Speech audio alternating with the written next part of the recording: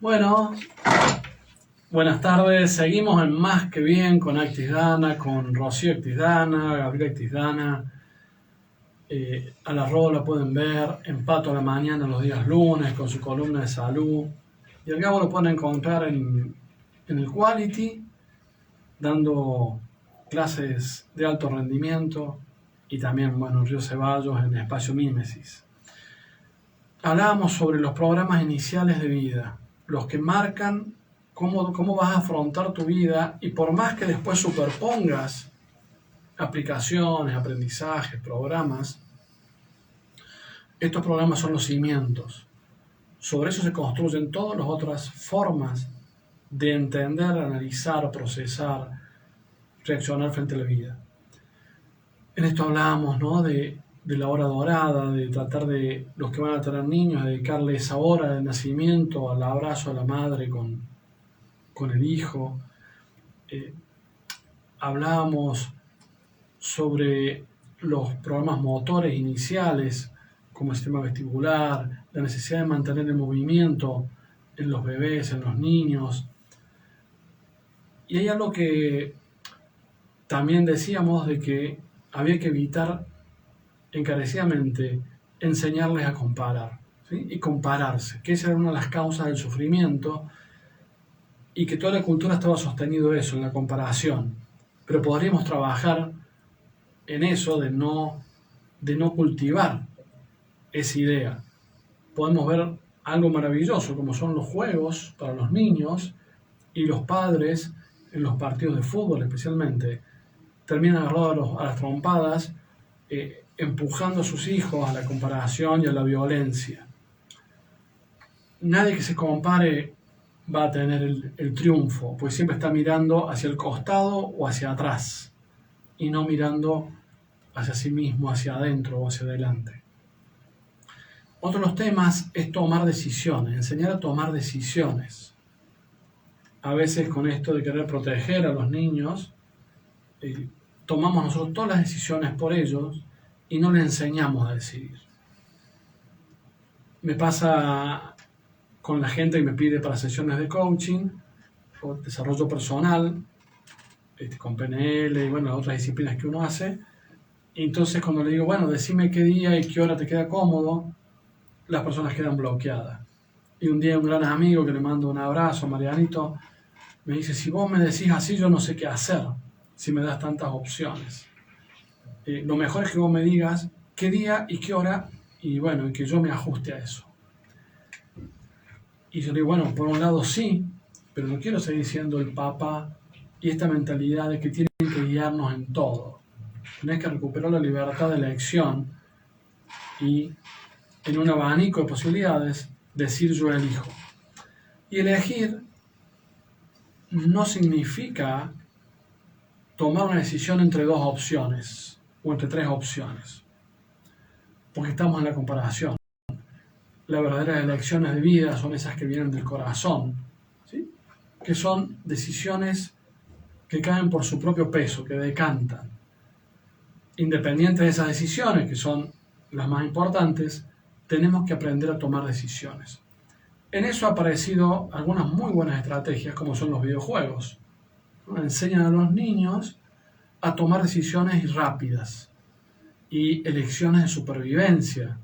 Y por eso está muy bueno ese entrenamiento que pueden dar los videojuegos, a pesar de que uno puede decir no son tan buenos porque son de lucha, de pelea, pero en el fondo ese cerebro con una realidad simulada está teniendo estrategias para sobrevivir. Entonces, un tema fundamental es enseñar a tomar decisiones, y lo otro, mantener, como hablábamos al principio, la inteligencia somática corporal, que la vamos perdiendo por usar zapatos, zapatillas, bueno, y tantas cosas más que podemos aportar. Este es un tema interminable, pero para el día de hoy, por lo menos cuidar 3 o 4 claves de lo que son los programas iniciales me parece muy valioso.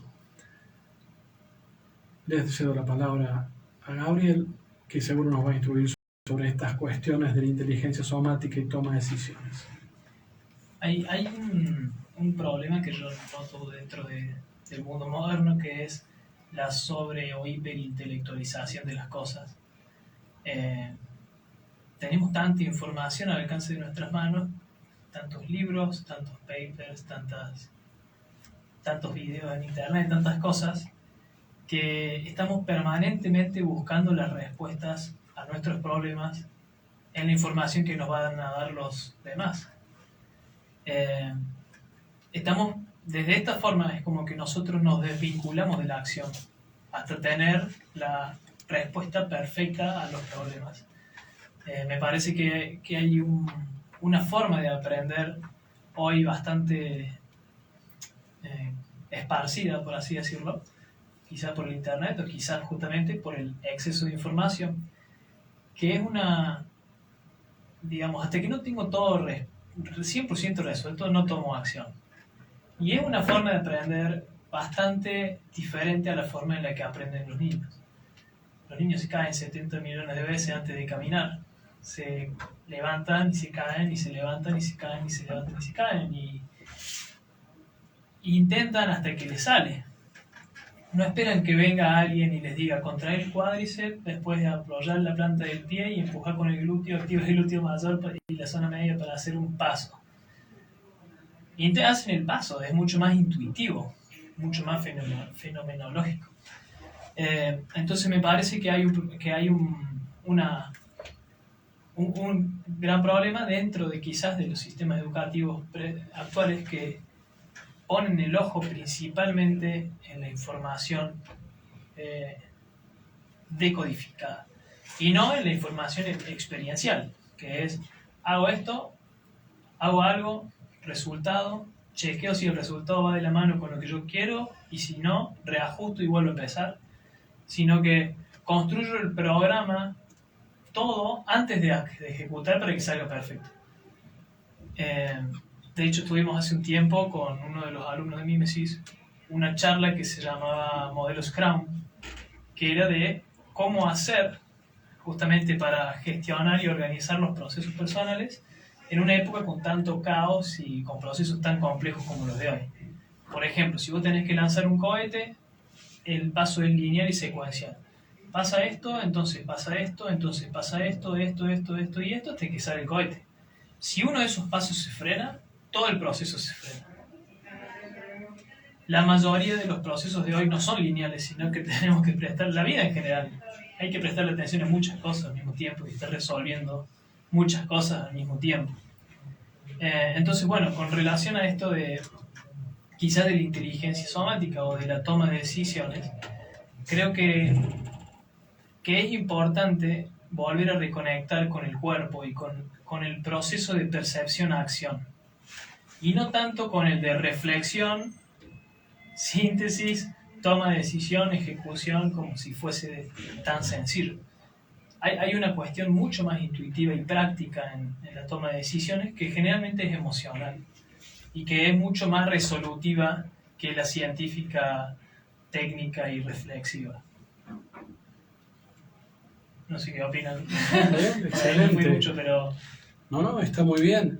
Y me parece que o sea, pero vos jugabas una mancha cuando sos chico y no estás pensando la estrategia perfecta, es decir, yo me voy a poner acá o yo voy a hacer esto y si me vienen voy a salir para allá. Entonces es un sí entonces permanente con ajustes. Si pasa esto hago esto, si pasa esto hago esto, si pasa esto hago esto. Entonces es mucho más resolutivo. En cambio, la forma en la que estamos hoy acostumbrados a pensar, quizás muy académico, es tengo toda esta información, por lo tanto la respuesta correcta es esta. Pero no hay contexto, solo hay información. ¿Se entiende un poco lo que...? Sí, y en eso también aparece una cuestión que ya hemos hecho un programa en relación a eso, que es el error. Porque cuando tenemos tanto análisis alrededor de las cosas y elegimos una opción en relación a una cuestión más abstracta y no tanto vivencial, quizás sí podemos llegar a sentir una frustración frente a algo que consideramos error, porque toda esta información que yo tenía no resultó como decía que tenía que resultar, entonces ahora no sé qué hacer. Cuando estamos jugando y somos niños, y bueno, nos tocó ser la mancha, porque no porque nos tropezamos, no corrimos tan rápido, no nos escondimos bien o lo que sea, seguimos jugando, seguimos siendo parte del juego y no lo vivimos como una cuestión atropellada de fracaso. Entonces eso también. Es como si hay algo que se llama parálisis por análisis. Cuando vos estás, por ejemplo, haciendo una vertical o una mortal atrás y estás pensando en los pasos metodológicos para hacer la técnica de una mortal atrás, capaz que te caes. Cuando no pensás y lo haces, sale mucho mejor. Entonces es como si hoy existiera quizás un miedo al error tan grande que vivimos paralizados analizando lo que tendríamos que hacer. Una parálisis por análisis a gran escala. Entonces un buen tips para mantener a los niños libres de estos virus, ¿no? es dejar que el análisis sea intuitivo e inconsciente a través del juego, que trabaje en eso. Vos, Gabo, en una época le enseñabas acrobacias a niños pequeños, ¿no? ¿Cómo era eso? Sí, estaba bueno. ¿Qué edad tenía? Y era un grupo de 5 a 7 años, más o menos. Eran como 10 chiquitos. Era de varones. Y imagínate que en el espacio entrabas y tenía unas anillas muy altas, camas elásticas, colchonetas. Era como un castillo inflable gigante. Y tenía que controlar a 10 nenitos llenos de energía al mismo tiempo que los de 15, 16 años estaban haciendo mortales y saltando y girando al lado de ellos. Entonces, por un lado era complejo porque tiene tanta energía y por ahí los guía tanto su intuición y sus ganas de saltar que se meten en lugares donde no se tienen que meter cuando se les puede caer alguien encima y a esa edad es bastante peligroso. Pero lo más importante a la hora de enseñar a los chicos a moverse, en ese caso era que vos elegís 3 o 4 destrezas. Por ejemplo, elegís rol adelante, rol atrás y media luna. Y lo que haces es descomponer el movimiento en fases. Entonces tenés el rol adelante, por ejemplo, primero apoyar las manos y hacer como recibir el peso del cuerpo en las manos. Después la noción de girar sobre tu propio eje. Y después de caerse a levantarse. Y creas pequeños movimientos donde tienen que hacer eso muchas veces y de formas distintas. Levantarse con 2 piernas, levantarse con un pie, levantarse con piernas abiertas, levantarse con piernas juntas. O recibir el peso en las manos desde parados, desde sentados, con los pies en un cajón, o lo que sea. Rodar sobre el propio eje en un plano normal, en una bajadita, en subida. Entonces lo que vos vas haciendo es que los niños vivencien distintas formas de ejecutar el mismo movimiento, para que por la variedad de movimientos que practicaron, creen reglas o principios que organicen su movimiento, que son más altos que los movimientos en sí mismos. Es como decir, por ejemplo, aprendo a poner primera, aprendo a poner segunda, aprendo a poner tercera en el auto, ¿no? Cuarta, quinta. Llega un punto que por cambiar tanto de marcha de una a otra, y en subida y en bajada, aprendes a manejar la marcha. Te olvidas del gesto automático de poner primera o de poner segunda, sino que ya sé cómo cambiar de marcha como yo quiera. Ese es el aprendizaje por ahí más intuitivo. Ya no hay que pensar en una técnica perfecta de movimiento, sino que de tanta variedad y tantas formas distintas que hiciste lo mismo, aprendiste por tu cuenta a crear tus propios movimientos. Ser más creativo. Y los adultos, una forma de mantener esos aprendizajes iniciales, por ahí es volver al piso, ¿no? Es decir, permitirnos volver a esto de estar en contacto con el piso. Creo que eso revive ciertos programas originales de la niñez, cuando aprendimos a caminar y fue un triunfo maravilloso. Pensemos cuando un bebé, nosotros mismos, pudimos ponernos de pie y dar 3, 4 pasos. Para nuestro cerebro debe haber sido una victoria gigantesca, más que el gol de Maradona a los ingleses. Y quedó dormida ahí, por ahí si volvemos al piso, si volvemos a estos movimientos que hemos perdido, también podríamos recuperar la memoria de estos aprendizajes iniciales tan poderosos, tan valiosos, por los cuales estamos vivos, y poder volver a usar esa parte, esta inteligencia tan maravillosa que nos permitió ponernos de pie, o correr, por ejemplo, ¿no? Sí, hablábamos en yoga el otro día justamente de eso, de que uno cuando aprende a caminar, por ejemplo, nadie le dijo cómo tenía que hacerlo, se cayó un montón de veces, y si hubiésemos esperado realmente a saber cómo caminar antes de dar el primer paso, realmente nunca hubiésemos caminado. Y que por otro lado, nadie le está diciendo a nuestros órganos qué tiene que hacer. El hígado funciona y hace su tarea espontáneamente, el riñón funciona espontáneamente, todas nuestras células y nuestro metabolismo está trabajando a favor de nuestra supervivencia sin indicación de nadie. Entonces es confiar en esa chispa de vida también que tenemos, que por algo estamos vivos y que tenemos la capacidad de resolver cosas porque estamos vivos. Bueno, ahí tenemos una clave más, ¿no? Confiar en nuestra biología y tener fe en la vida, ¿no? Los niños, justamente, estos programas iniciales se crean porque hay una confianza innata en la vida, ¿no? En arriesgarse.